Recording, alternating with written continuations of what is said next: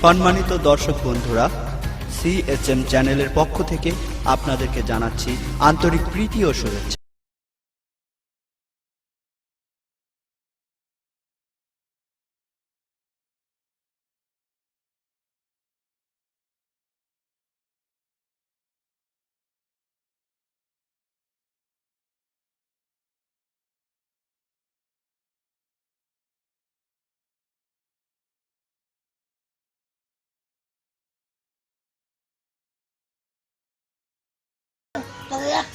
আমার টাকা দেবো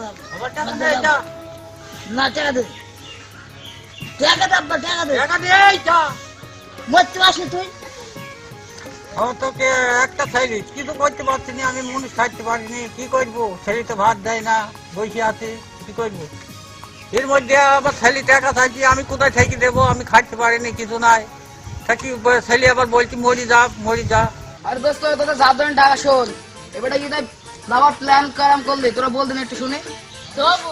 সুন্দর বনে যাই না, কক্সবাজার সুন্দর বনে যাও। খালি এই কথাই থাক, সুন্দরবনে আমরা ঈদের পরের দিন যাবো। ওতে খেলা পুকুরে চলে আসছি। আমরা সবসময় ভালো থাকি, তোর খবর পাই আসে দোস্ত, গরু বেড়া থাকা যেমন বলি, তোরা এখন কি করছিস? আমরা সুন্দরবন ঘুরতে যাওয়ার প্ল্যান করছি। তুমি যাবেন না দোস্ত? আপাতত আমাদের ব্যাগ দেওয়ার কোনো লোকের দরকার নেই। হ্যাঁ তুই যা দোস্ত, আমি যাই। জি, এইভাবে না বলাটাই ভালো ছিল। আরে সব সাইডগুলো পাত্তা দিস না, একসাথে পড়েছিলাম তাই। তখন থেকে দাঁড়িয়ে অপেক্ষা করছি, এখন আসার সময় হলো না। ওই তো আসছে। কি হলো সুলতান দাদি? তুমি জানো না বাড়িতে অনেক কাজ। তুমি বাড়িতে গিয়ে কিছু একটা বলো, আমি আর এভাবে লুকিয়ে ফেল করতে পারছি না। আমি বিয়ে করতে চাই। আমি হয়তো বিয়ে করবো, কিন্তু আগে পরীক্ষাটা শেষ হবে, বাবা মাকে বলবো, তারপরে তো বিয়েটা হবে। বিয়েটার কথা নাই। তাহলে আমি এখন আসি। আমি কি আর তোকে বিয়ে করবো? আমি তো এখন তোর সাথে অভিনয় করছি।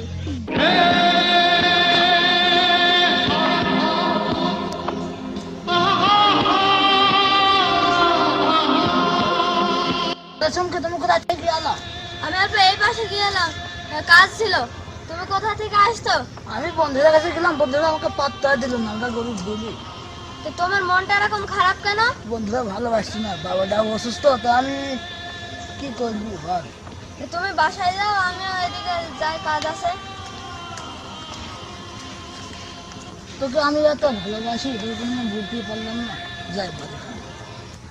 সে মেয়েটা যে কোথায় গেল, মা মরা মেয়েটা, সেটাকে তো দেখছি উনি। ছাগলের খাওয়ানো দুটো পাতা পুঁতি পাইতে হবে। ছাগলটা সকাল থেকে খাওয়া দাওয়া নেই, আর মেয়েটা ঘুরি বেড়াইছি। কি করবি বুঝছি উনি। আরে মা, তুই কোথায় লিখে সকাল থেকে তোকে খুঁজে পাইছিনি, ছাগল গুলার খাবার নেই। আমার ভাই এদিকে গেলাম। এদিকে গেলি এইভাবে বেড়াইলে হবে না, এখন সিয়ানা হয়ে গেছি, বড় হয়ে গেছি, আমি তো জানছি আমি বড় হয়ে গেছি। এভাবে বেড়াইলে হবে না, ভালোভাবে বেড়াইতে হবে, ভালো গরিব মানুষদের ভালোবাসতে হবে, ঠিক আছে? আমরা এক সময় গরিব ছিলাম। আমি তো তোমাকে দেখেই মানুষ। হ্যাঁ, আমার আদর্শ নিয়ে এভাবে চলাফেরা করতে হবে, পড়াশোনা করতে হবে, ভালোভাবে চলাফেরা করতে হবে, এইভাবে বেড়াইলে হবে না পাড়ায়। এখন সিয়ানা হয়ে গেছি, মেয়েদের পাতাগুলো নিয়ে দে, ছাগলটাকে দে, ছাগলটা সকাল থেকে না খেয়ে আসি। দাও গা। আরে বন্ধুরা, তোরা কি জীবনে খবর কি জানিস? সুখে তো অনেকদিন ধরে তো দেখতে পাচ্ছিনি, ওর খবর কি? আচ্ছা, তোরা তো গরিবের ছেলের খোঁজ কেন, তুই বলতে পারিস? জি, তোমার কাছে এটা আশা করিনি। শুনেছি জীবনে বাপ মা দিয়েছে। না তো, আমাদের কথা দে। কি কথা? জীবন আপনাকে কত ভালোবাসে আপনি কি জানেন? ও গরিব বলে আপনাকে বলেনি। জীবন এখন কোথায়? ও বাড়িতে আছে মনে হয়।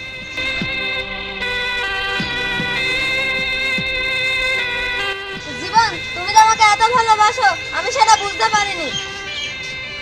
দেখো, তোমাকে আমি খুবই ভালোবাসি, কিন্তু তোমাকে আমি কোনদিন কইতে পারিনি আমি গরিব বলি। তো গরিব বলে তুমি বলতে পারবে না? তুমিও তো মানুষ, আমিও মানুষ। জীবন, আমি তোমাকে বিয়ে করতে চাই। দেখো, এইভাবে আমি বিক্রি করতাম না, তোমার বাপ যদি অনুমতি দেয় তাহলে আমি বিক্রি করবো, তোমার বাপের কাছে যাই।